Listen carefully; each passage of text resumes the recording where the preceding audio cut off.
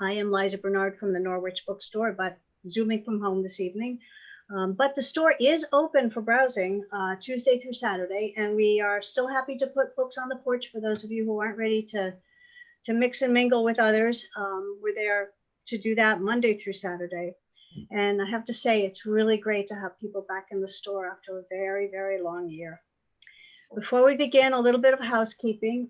Michael Pryles is working the tech end of things, so you'll see his name pop up. And it is being recorded, and the links will be on our website, as with most of our past events. Down in the lower right-hand corner, if you go down, it says past events, and you can find the event in there. And as I said, we're going to ask you to keep your video off and your audio mute. And we recommend that you use the speaker view rather than gallery view, because there's so many people signed on and signing on. And so, yes, you should be able to hear. I know some people can hear. If you can't hear, check your own speaker and settings. So the and those of you who haven't yet, you can turn your chat button on. It's the chat option. The button is at the bottom of your screen, and there you'll see links to the book, and that's where you'll add your questions and comments. We're not going to be raising hands or turning mics on. I will relay questions as they come in, or as we're at that point. So the format this evening, I'll do a brief introduction, and then our guests will read a few bits, and we'll talk about the book, and then we'll open it up for questions and comments. And that's the format.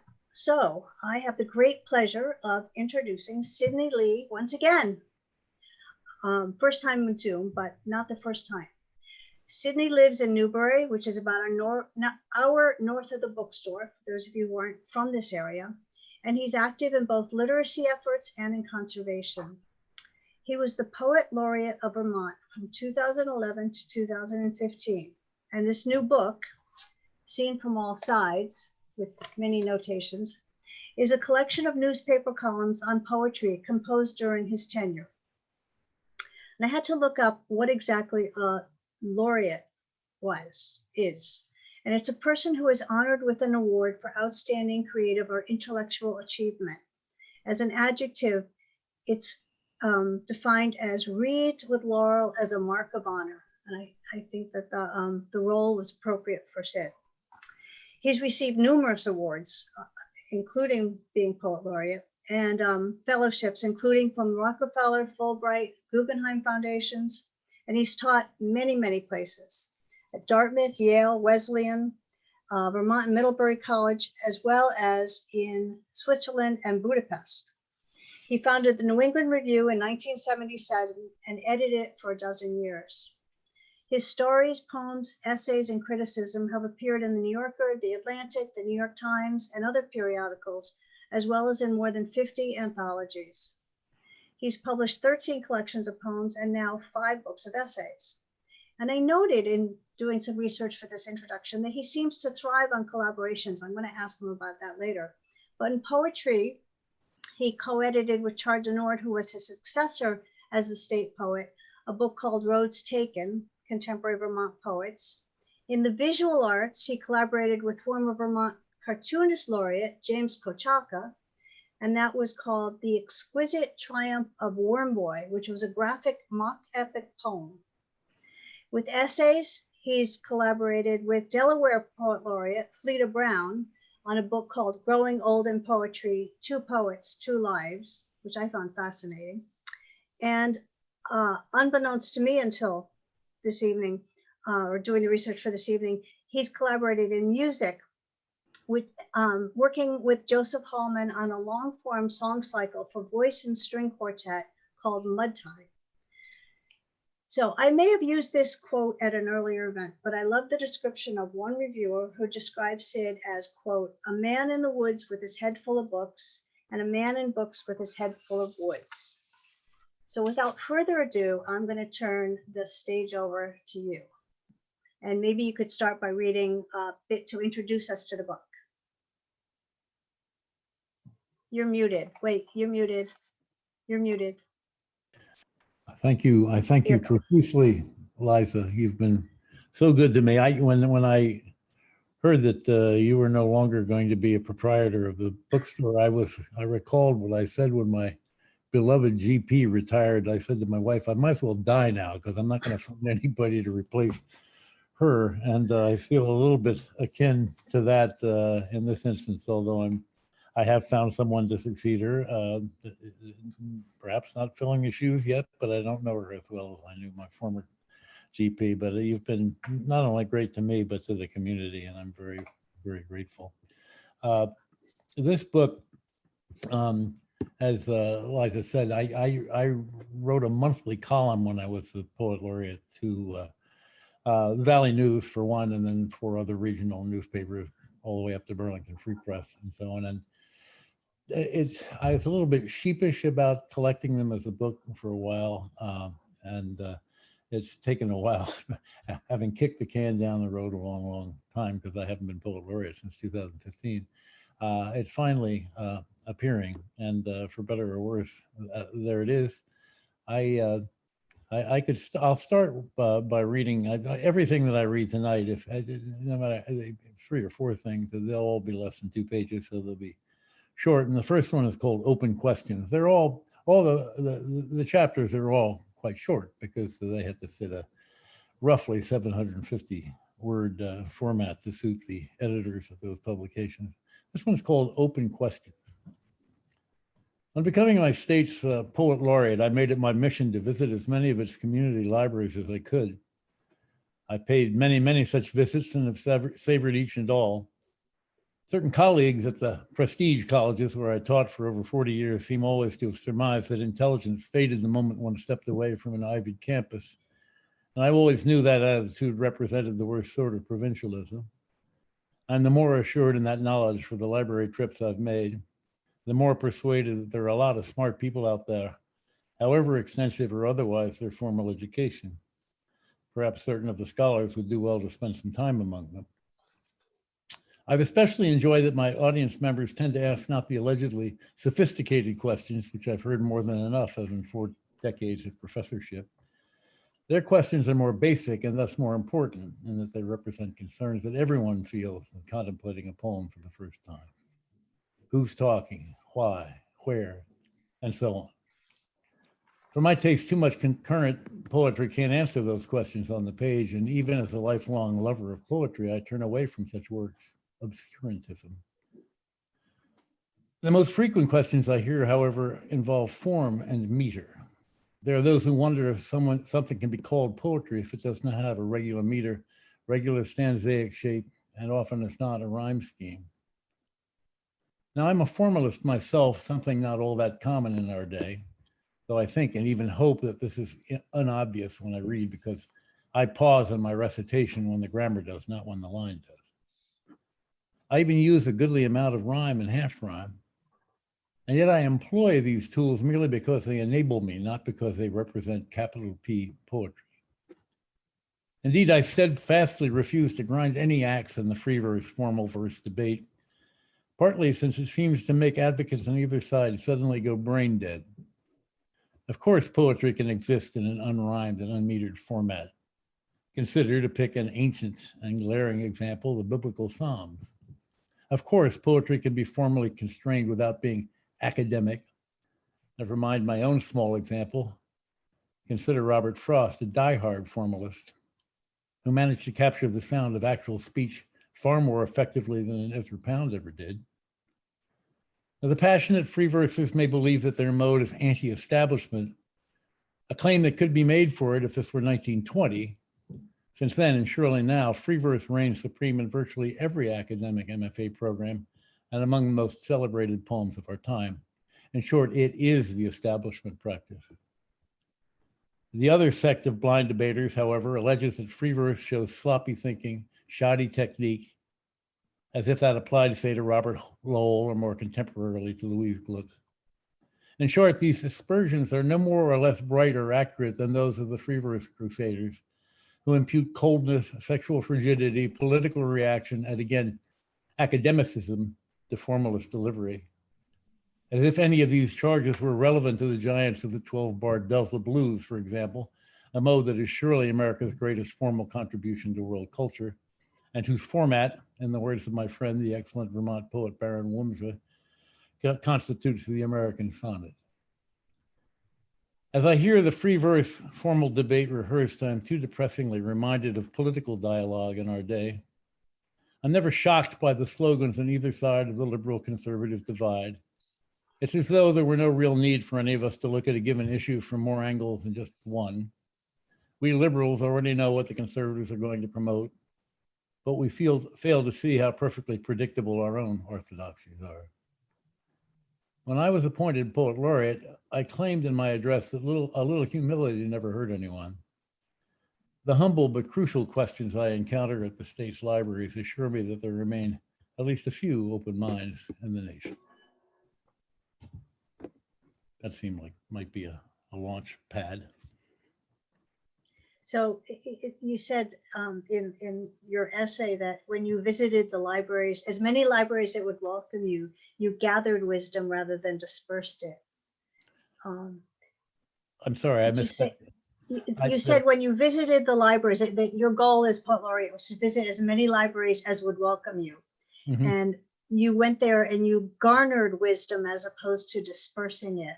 Well, it certainly was a two-way street. There's no doubt about that. I could use up the whole hour telling anecdotes about to illustrate what I learned. I went to 115 libraries, so I was bound to pick up something along the way. But it was a delight. It was just kind of I don't know. I want to call it an inspiration. I have my doubts about what inspiration may consist of, but it was a wonderful idea that occurred to me for some reason, perhaps because I'd been a board member at our local library for years and years. It just seemed like a good place to go to people who are interested in books, but not necessarily interested in poetry. In fact, some I figured I'd encounter, and indeed I did, some who thought that they disliked it.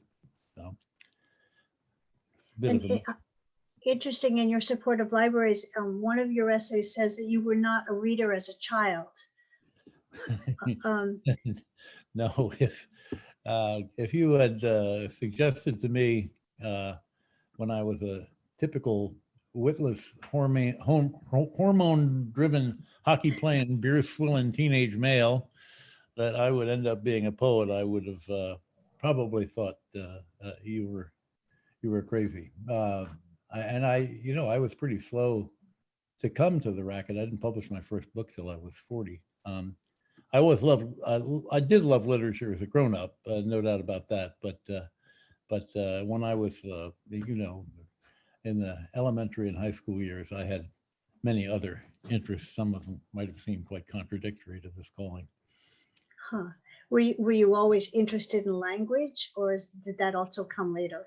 I was always interested in language. I I've kind of lost the gift, but when I was a kid, I was really a pretty inspired mimic, for one thing. I used to love to do impersonations, and I don't think that's entirely unrelated to my fascination with language, the way language works, and the way language is a kind of community property, the way it's used. I was always interested in dialects of every kind, and I was, if I say so, I was pretty gifted at foreign languages. I picked them up relatively easily, except for Hungarian, which was sent to humble me.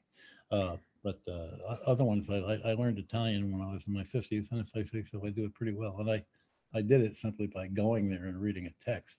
So I've always, and the things that tend to launch work of all kinds, but particularly poetry, tend to be auditory, things that I've heard, as opposed to things that I've necessarily seen or read or whatever. I have a real memory for what people say. I can go back.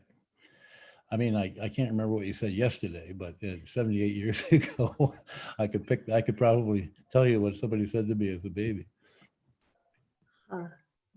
And at one point in the book, you say that words take you to an idea, not vice versa. And that sort of ties into that question of yeah, and I may say this at some point in the book. Often English teachers, and I don't exempt myself, tend to regard poetry as, I don't know, kind of criticism in reverse, like the poet has an idea and then she covers it all up with, this fancy language and metaphor and rhyme and whatever else she may use. And then it's our job to come along, get rid of all that stuff and find out what she's really trying to say. But in fact, our materials, no one thinks twice if a painter says, well, my materials are oils or acrylics or watercolors. And that's what I use, to get a work of art done. But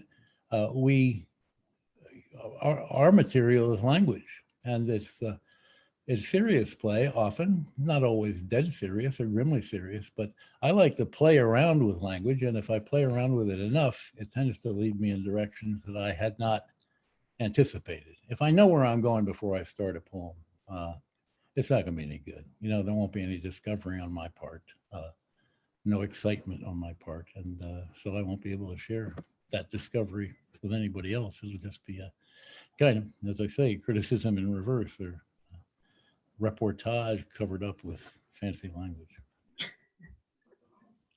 So speaking of language, can you say something about the spelling bees that you created? I sense. Oh, no. I did not create them. I Oh. was recruited when I was poet laureate by the folks at the Kellogg Hubbard Library in Montpelier to be the pronouncer and, when needed, the user in a sentence of the words that were to be spelled. And it was Vermont writers, a team of Vermont writers on one side, and then readers who were chosen, I think, by lottery on the other side.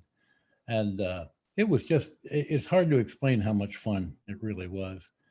And how a woman's kind of a friend of mine, we served on Central Vermont Adult Basic Education Board for some years, named Roberta Harold, won it a couple of years. And I just couldn't believe, I'm a good speller. I had no idea that she'd be able to spell something like yttria. Have you ever heard of that? Yttria. It's an element on the periodic table, but she just rattled it off.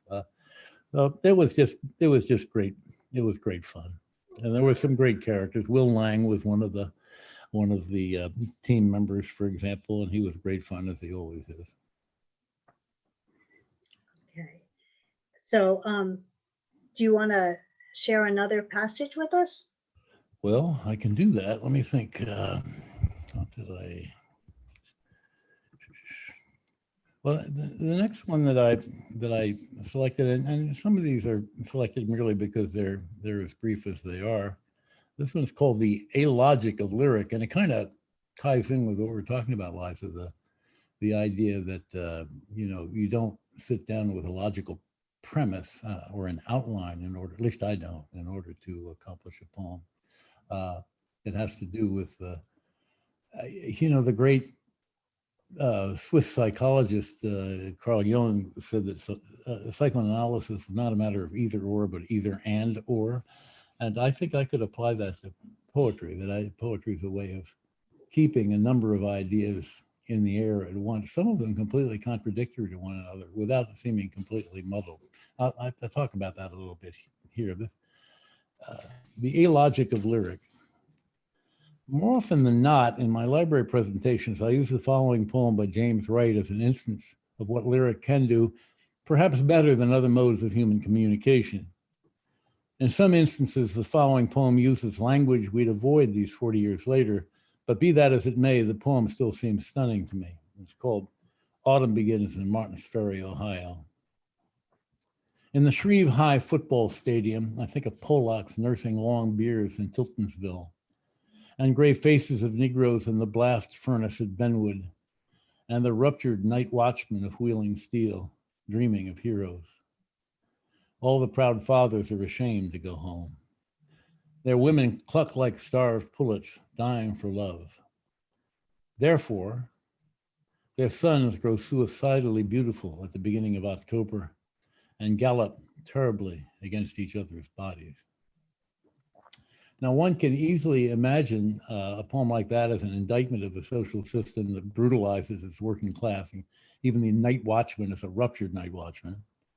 And it's an ironic lament on the fact that these same sterilized and degraded workers will respond by heroizing their football playing sons, who in due course we suspect will succeed their fathers in the same oppressive occupation. And I believe that lament is surely contained in Wright's poem. On the other hand, where is the speaker himself? He is precisely, as the first line indicates, in the Shreve High football stadium. So even as he assails the misplacement of social capital and the physical dangers of the game before him, he's a spectator. Clearly, there's another side to the spectacle from which he does not turn in revulsion. In short, Autumn Begins in Martins Ferry, Ohio represents the uncanny way in which a single poem can mean at least two different things at once. This would be an entirely different work if Wright had merely called the workers' sons suicidal. It would have been different too if he just called them beautiful. But the ambivalence he feels is expressed in what strikes me as the poem's imaginative triumph. These high school heroes are suicidally beautiful. The violence is part of the beauty and vice versa. I've been pondering this supremely deft work of art a lot. Given the season, its football context seems apt and its ambivalences are much akin to my own. Of all the three major sports, I enjoyed them in this descending order: baseball, basketball, and at a distance, significant distance after football. I played the game in high school and on a club team in college. In fact, as I rather enjoyed it, I was pretty big and strong, and the physicality of the sport appealed, even if I was no one's hero. Indeed, as a center, unless I made a poor snap on a field goal, punt, or extra point, I could have the best game of my life without drawing anyone's attention away from the backs and the ends. For all of my more or less fond memories, though, as an older man, I find a great deal about today's NFL and the big money college programs that invites my shame and disgust. There is, of course, a terrible cost to the health of its participants, about which we learn almost daily. I'm happy then when he was at Oxbow High School, there was no football program there, because I'm sure my second son, much bigger and stronger than I was, would have gone for it. There's also the whole ethos of the game, which to me represents those we're number one aspects of the United States attitude that most dismay me. The chest thumping, end zone dancing macho addicts, the moral idiocy of a comment like the venerated Vince Lombardi's claim that winning is not the most important thing, it's the only thing. The millions and millions of dollars that go toward this game in a society whose inequities have become more and more glaring in my lifetime. The NFL's inept commissioner being compensated, for a single example, at $44 million a year. The sheer and vulgar excess of Super Bowl halftime shows. I could go on and on. And yet, come a fall Sunday, I'm very apt to be watching a Patriots game.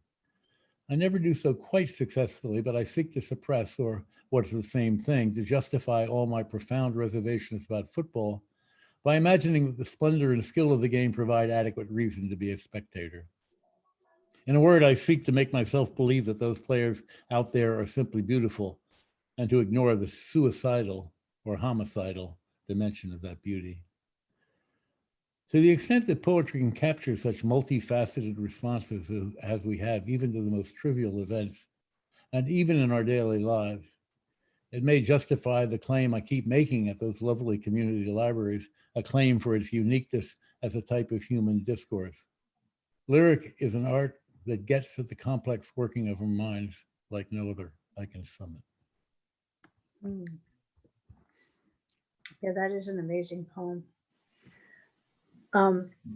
So in one of your essays, you talk about writing poetry on demand, specifically for your son's wedding and the town commemoration. And I found reading about your process fascinating. Can you say a little bit about that?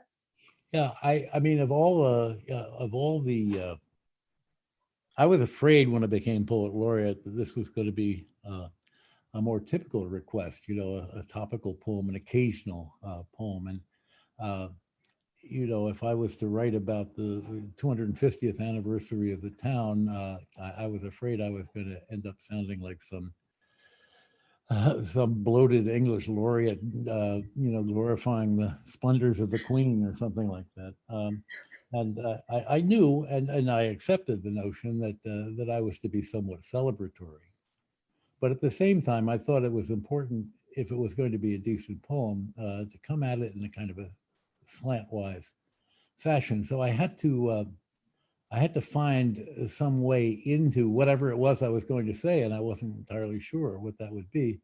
And in the case of that poem, which was a commemoration of the 250th anniversary, not only of Newbury, but of Haverhill, New Hampshire, right across the river, I battened onto the famous oxbow on the Connecticut River. And the poem ended up being called Yoked Together. And when I started playing around with that idea of a yoking or a coupling of some kind or another, then I produced the poem. I'm not sure it's in the top 10% of anything that I have ever produced, but that was my way into it. And as for my son's wedding, I remembered he used to be a snowboard instructor, and he's a middle school teacher now, but he was a snowboard instructor in Alaska. And we went out to visit him one June, and on the solstice, it was quite unsettling because it was light for 24 hours. That's a fact. We went to this little uninhabited island called Fox Island. There are two Fox Islands. This was a little one. And later along, we learned that he had taken her back there and proposed to her there. And so I got thinking back on that visit and what we saw, whales and sea otters and eagles and what have you. And I started playing around with that sort of thing.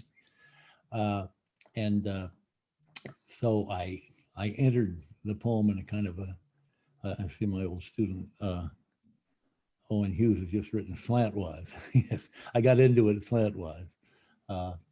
Emily Dickinson has that great line, tell all the truth, but tell it slant. And I think that's what we do as a rule. If we tell it too overtly or abruptly, it loses some of its savor. You said also something about using image and imagination and visual grounding so that it's not just cerebral, that there are visuals. And earlier you talked about the sound that starts a poem. Mm-hmm. It sounds like you come at it concrete and go in different directions. Well, yeah, I mean, I'm a great believer in the idea. Well, I think that I mentioned earlier people asking me, who's talking, where are they, to whom, and so on. I believe in presenting a kind of a scene, a sensory scene, one that you can see and smell and taste and what have you, as an act of a kind of act of generosity to a reader. It doesn't mean that you have to simplify whatever your message may be, but you can say, why be ambiguous about the fact that somebody is standing in front of a cathedral, for example, when and let them guess that. I get so much poetry that I read nowadays, I don't really know where the hell anybody is or who they're talking to or what the situation is. It's a kind of unspecific emotional unease of an unidentified first person talking to an unidentified second person about an unidentified problem, and I just get lost. I'm sure it's a failing in me to some extent, because some of the poets whom I reject are highly regarded by people smarter than I am. But I want to invite you in. I want you to come in. Here's my world. Come on in. You can leave it any time you want, and you can reject it, but at least you know where you are. Okay, and earlier on, actually, just after the piece about the wedding and the town commemoration poetry, you posed the question, "What's the use of poetry?" And said for you it was ritualism, and I'm wondering if you could speak to that a little bit. Well, I could. I think I can. If I can find that essay, hang on a sec. Page 23. Maybe I'll read that. I'm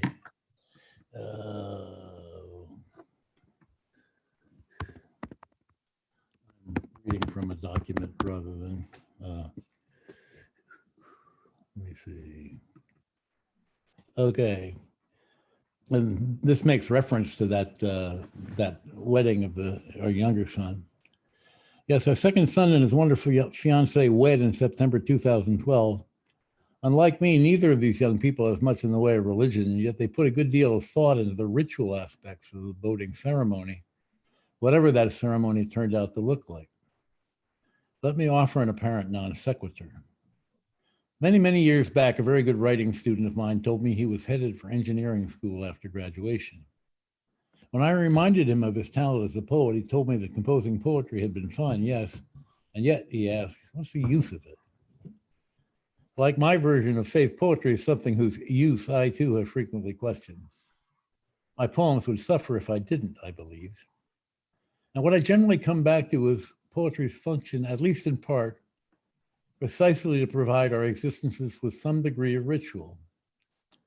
I say this notwithstanding American poetry's long-standing yen, largely unshared by most other cultures, to sound like conversational speech. In Shakespeare's immortal King Lear, the king's two disloyal daughters refused to allow him his retinue of servants, asking why he should need them now. And Lear responds, "Oh, reason not the need. Allow not nature more than nature needs. Man's life is cheap as beasts." Just as nobody needs a wedding ceremony, which has no use of a practical kind, so no one needs poetry. And yet, without some form of ritualism in our lives, it seems to me that those lives are indeed cheapened. In our time of galloping technology, there's no pragmatic reason, say, to send written wedding invitations, let alone elegant embossed ones. And yet to do so implies some depth that electrons, in my view, will never furnish. There's a poem by William Carlos Williams called Dedication for a Plot of Ground. Williams was the master of conversational speech, though his language scarcely sounds ritualistic, as it chronicles the struggles, physical and spiritual, of the immigrant woman who owned the seemingly insignificant piece of earth. But listen to how the poem ends. She grubbed this earth with her own hands, domineered over this grass plot, into buying it, lived here 15 years, attained a final loneliness, and if you can bring nothing to this place but your carcass, keep out. Poetry asks us to slow down and contemplate nuance. It asks us to meditate on the past with all its ordeals and triumphs and traditions. Poetry hears the echoes of forefathers and mothers, even as it addresses us now. It reminds us, as William does in that passage, that we are, or ought to be, more than just our fleshly selves. That's use enough for me.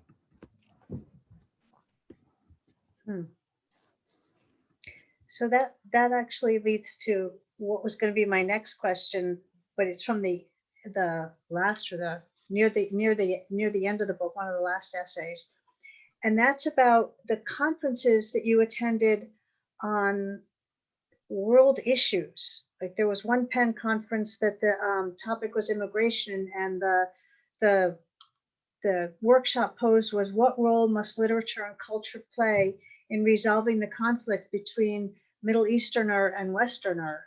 Mm-hmm. And that sounds like a lot more than a ritualist question, a ritual kinds of question. That's an action kind of question, and I'm wondering what your thoughts are on that.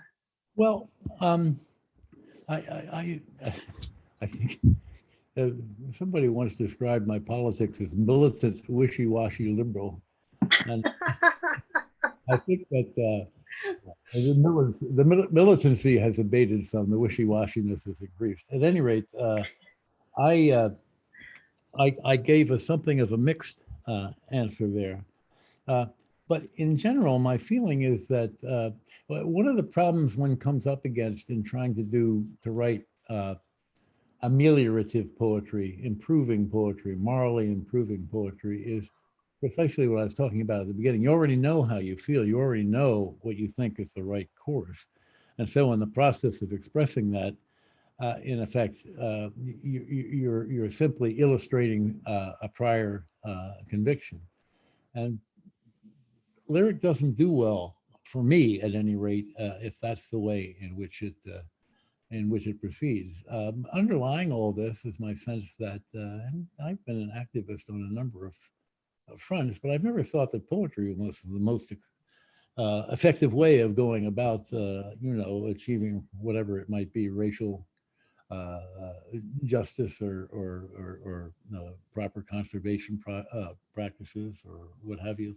Letters to the editor, which I'm something of an adept, letters to the editor, but even better, in actual activism and involvement in the causes one believes in. It seems to me they're more effective than lyric would be. On the other hand, I will say that during the administration of him whose name will not be used by me, I and many other people found themselves drifting more and more in a political direction, more than I ever wanted to be, or more than I ever thought I would be, just because I thought what I was observing, and I continue to observe, was pretty appalling and frightening and ominous for all of us. So I couldn't leave that out of my reckoning, but it was never my prime. It snuck into the poetry rather than occasioning the poetry, put it that way. That's an interesting perspective. And one more question, completely different subject, but that had to do with the essay on translating poetry. Because there's an art, and you said you're good at languages, so anything that you read that was in translation and you knew was completely off the wall, or well, I found that really interesting. It goes back to this notion that which, speaking of academic, I remember being in high school writing essays on form and technique, or style and content. Well, that's an impoverished distinction. I mean, the way in which you say something is part of what we call its meaning. So if you have a free verse Dante, it's not Dante, it's just not. And if like Robert Bly was translating Rilke into free verse poems, well, he may have caught some of the flavor of Rilke, but he certainly didn't capture enough to make it rightfully called translation. And I have this quaint notion that if you're going to translate from a language, you probably ought to know the language. And there was a whole rash of, quote, translations in the 70s, particularly James Dickey translating Hungarian poems. And what the technique, not without precedent, because Ezra Pound did this too with a lot of his Chinese poetry, was you could find somebody who knew the language, who would write down a prose trot, and then you would turn it into poems. And my late friend Walter Arndt used to teach, the polyglot and wonderful translator, a Slavics professor at Dartmouth, had a wonderful saying for that. He said, "This is not," he's elegant old world judge, "this is not translation at all, properly so called, but a kind of verse prospecting with native beater."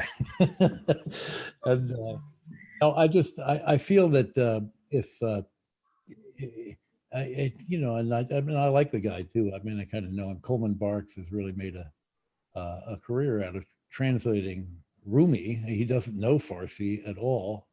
Rumi is, and neither do I, but I know people who do, and apparently Rumi is meticulously formalist poet. So to translate it into free verse, it doesn't seem like a translation at all. And I know there are a lot of other different attitudes toward that, but that's mine. Sounds sort of like abridging a classic so that people can digest it more easily. Yeah. Just keeping me good. So it's almost time to open up for questions. So if people have questions they have in mind, if you want to type them in the chat box, I will gather them up and share them with Sid. But in the meantime, do you want to read another short passage, or? Okay. Yeah, here's one that might be of interest to some practitioners and non-practitioners alike, but it's called, I wrote two columns on this theme, inspiration. I've tried, with what I consider good reason, not to talk much about my own poetry in these columns, I make an exception this month only because I also try to consider the themes and issues raised by my library visits in Vermont in a serious way. I must give spontaneous answers in my spoken responses. The column format may allow me to be both more elaborate and more precise. Audience members often ask how poems come into being and often inquire about inspiration. I'm a little leery of the term only because I don't want to give the impression that some higher authority is using me as his or her mouthpiece. In almost all respects, I'm just another bozo on the bus. But if you'll indulge me, I'll replicate a recent poem of mine and then say a word about it, and to that extent about poetry as I understand it, without for a moment claiming that my understanding is or should be a universal one. The poem is called Abattoir Time. The widower pushed the tailgate shut and fell. The two sounds, click and thud, seemed synchrony, as if one, in fact, were a function of the other. The red calf, bound for veal in the pickup's bed, looked rearward over his shoulder. No one there. A ginger-hackled rooster framed by the door of the loft screamed loudly, sun igniting him to noontime flame. He sent 6 hens in a dash for cover under bush and sill, as though his love assault might be a thing far worse than the farmer felt, or rather did not feel. The death so quick and commotionless his livestock didn't notice. Everything once had a purpose here and meaning, and might still have if only he'd stayed to read them. Now a skinny cloud rode unremarked on a breeze above the barn, unsafe and leaning. His horse, a spavined relic from other ages, quickered behind the house, all canted too, its paint mere scattered flakes. Meaning and purpose had blurred in recent years, but the farmer kept right after them no matter.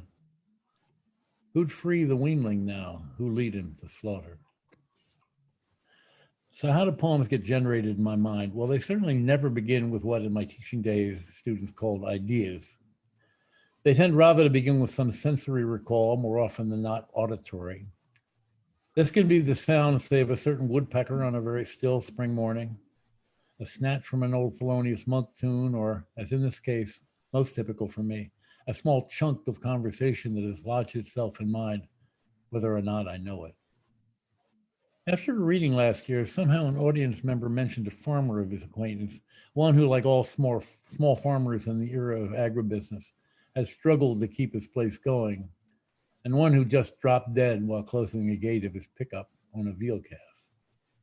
For whatever reason, I vividly heard the click of the tailgate and the thud of the man's body when it fell. And then my mind shot back more than 50 years to a farmer whom I had worked for in those old summers.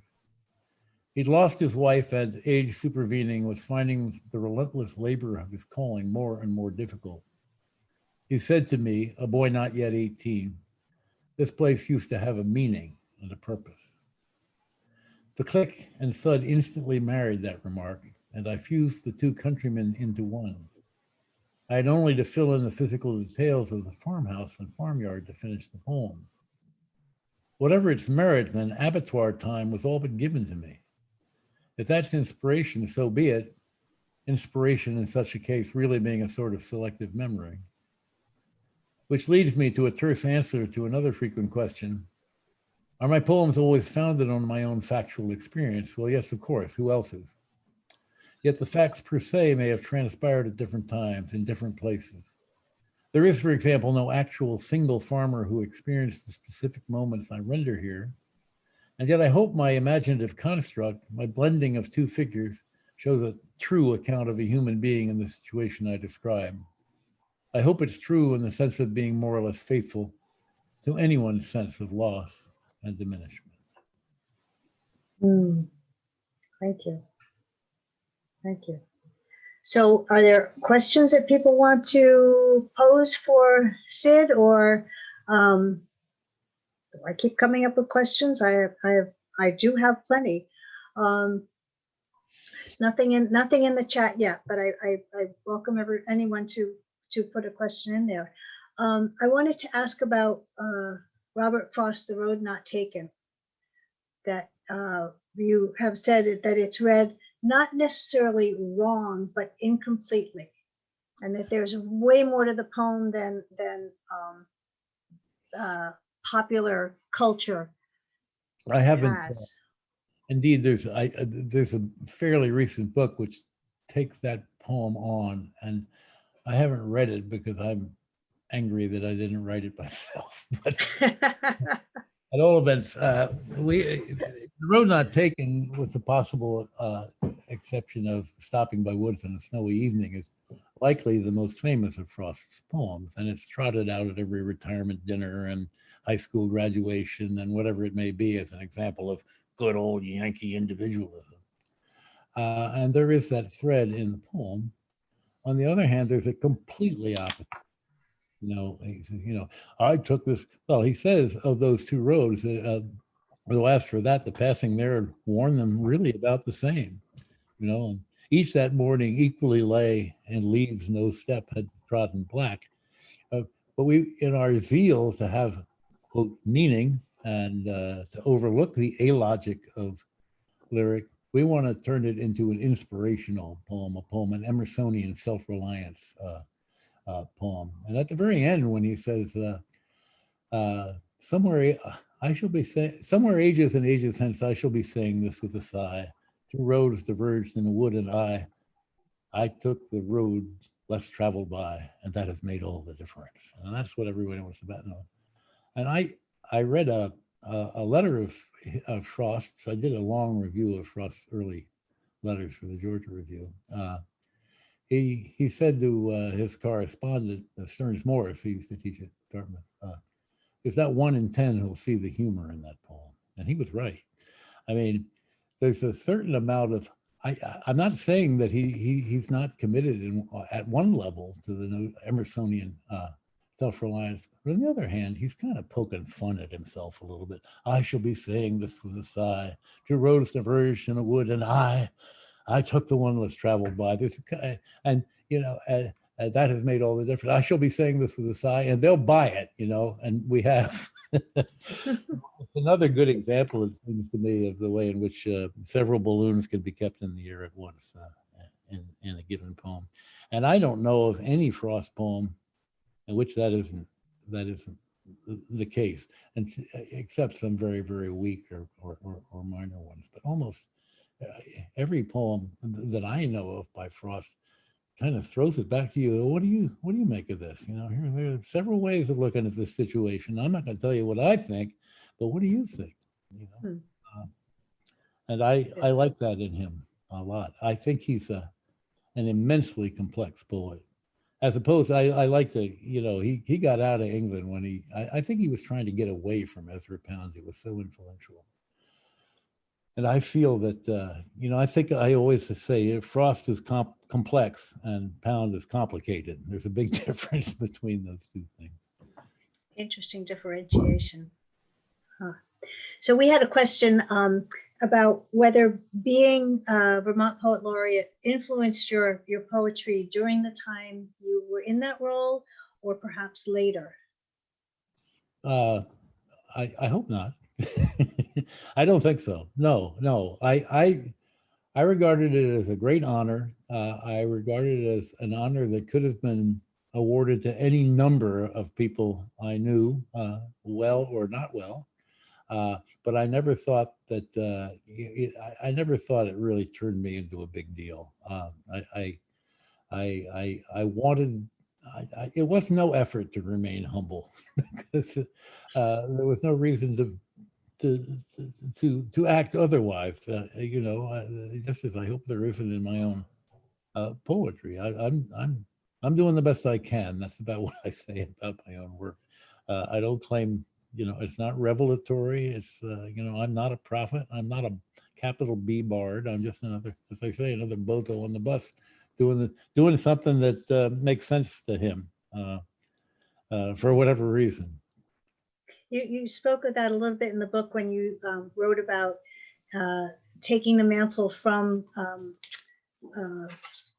Ruth Stone, and then when you were on the committee to choose the next person to fill those shoes, and that we're blessed with so many incredible poets in the state that it's just great company to be in.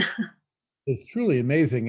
Chardon, I did this anthology of Vermont poetry, and we're going to do another edition of it soon, because to our great shame, we left out any number of people who should have been included, and that's bound to happen in an anthology. We're trying to be completely inclusive, but we're going to have at least a dozen more people in the new edition, and I was originally approached by Green Writers Press. Would you like to do an anthology of Vermont poetry? And I said, I don't know. I've done anthologies before. It's like herding cats. I don't know if I want to do that. I have other irons in the fire. And then they asked Chard, and he said more or less the same thing. And then I didn't really I know Chard fairly well now, but before that, we had read together a few times. But we kind of, well, what if we do it together? Then that'll be interesting. It'll lessen the load and so on. And there are poems in there that I like more than others, and some which are not entirely to my taste, but they're good. Boy, they're all good. I was amazed at the quality of the poetry in this little state. I've read that we have more poets per capita than any other state, and I firmly believe it. I wouldn't be surprised. So somebody else wrote that they love your poetry and your prose and wants to know if you write them in similar ways or in different ways, and if you choose the words sort of the same way as you're composing. That's my sister-in-law, I believe, asked me that question. They're very similar to me. I've published one novel, and I've got another one that's out being considered now. I hope favorably, but that feels like a very different kind of enterprise. But these personal essays, I've got several books. I one called A North Country Life, which is a series of essays, mostly reminiscences on older New Englanders whom I knew well in one way or another. And they get generated very similarly. I'll remember something that somebody said, and I'll picture him or her, and then I'll picture the context in which he or she said it, and then I'll just follow my nose and see what comes of it. So I hate the term creative nonfiction. I mean, that's enough to. Well, anyway, I don't like. I prefer to talk about lyrical essays or personal essays, and I call them lyrical essays in my case because they do feel a lot like poetry. Indeed, a number of the essays in that book, and in one that I'm just about finished with now, began as, quote, translations from longer poems that I was having trouble with that weren't going anywhere. And I said, well, maybe I'll try them in a prose format and see what comes of that. And having done 2 or 3 of those to more or less to my satisfaction, I got into that groove, and then I was able to generate them from scratch, such as they may be. But it's a very similar thing, and language again is paramount. Other people's language as well as my own. Somewhere here, you call yourself a language nerd. I like that. I am. I'm married to one too. We have debates about things like the Oxford comma. Yeah. Other people talk about the domestic budget or something like that. We talk about whether there ought to be a question mark after the expression, what have you. This and what have you. I always used a question mark, and she made fun of me, and now she's bullied me out of it. But yeah, I mean, language means an awful lot to me. Obviously, it's a good thing too. Wouldn't be much use being a doctor if you weren't interested in health. Yeah, that's true. That's true. So somebody wanted to know if you've ever had a prolonged fallow time, and if so, did you panic? I did have I remember once, the 2 longest poems I've ever written came on the heels of long fallow time. In one case, my immediately younger brother, I was the oldest of 5, 3 boys and 2 girls. And he just suddenly dropped dead at 34. He had a brain aneurysm and died. And we'd had a very complex, sibling rivalry kind of relation, and it just knocked me sideways. And I didn't write anything. I didn't see any reason to write anything. I was depressed simply. And then I think about 4 months later, I sat down and started to write a poem. And it's a poem called The Feud. It's 15 pages long. And it came to me in one draft. I took one stanza out in revision. And there's no direct reference to that particular autobiographical event in my life, but I came to realize later its hidden allegory was my relationship with my brother, because the narrator is, I'm doing it right and you're doing it wrong, kind of a guy. The other time I'd had a long fallow period, and I don't know why. In 1994. And then toward the end of that year, I cut myself with a chainsaw, 100 stitches, 100 staples, cut it right down to the bone in the left thigh, missed the femoral artery by a few inches. And I wrote a poem in response to that. I think it had something to do with the morphine pump that I was administered to Mary Hitchcock, and it just came in a rush. I don't recommend that as a way of overcoming No. either of those things. But, I do have these periods of, I just don't worry about them anymore. I just, for better or worse, I just keep seeming to write. I know it'll come back. When this Corona lockdown began, I mean, I don't think I've ever written as, I don't talk about the quality, but the energetically and vigorously in my life. I don't think I just was writing day and night, and Wow. I did a 14 poem sequence on, it's called Animate Objects, and I just took objects around the house, commonplace things, and started to write about them. On an old grandfather clock, and I had heard it from my great grandfather, a model ship, a faulty burner on a stove. I would just take anything and see where it led me. And that was really, I like that. I mean, if there was an upside to the pandemic, for me, that was it. I mean, not that I wouldn't trade that for none of us having had to go through that, but it was certainly a very productive time for me. Hmm. So we're coming down towards the end. I just have one more question for you, and it's the title. And in some ways, the things that you've said about, Frost poems having more than one perspective and writing poetry to discover, it all makes sense in the phrase "seen from all sides." But "seen from all sides" is a line in the third stanza of the poem at the beginning of the book. Yeah, and poems by Gary Snyder, not by me. Mhm. The book has had 3 titles. It began as The Music of What Happens, and that comes from a Seamus Heaney poem, and I discovered that had been used for another somewhat similar book. And then I was going to do News That Stays News, which was Ezra Pound's definition of poetry. But then I hate Ezra Pound, so I didn't want to use anything by him.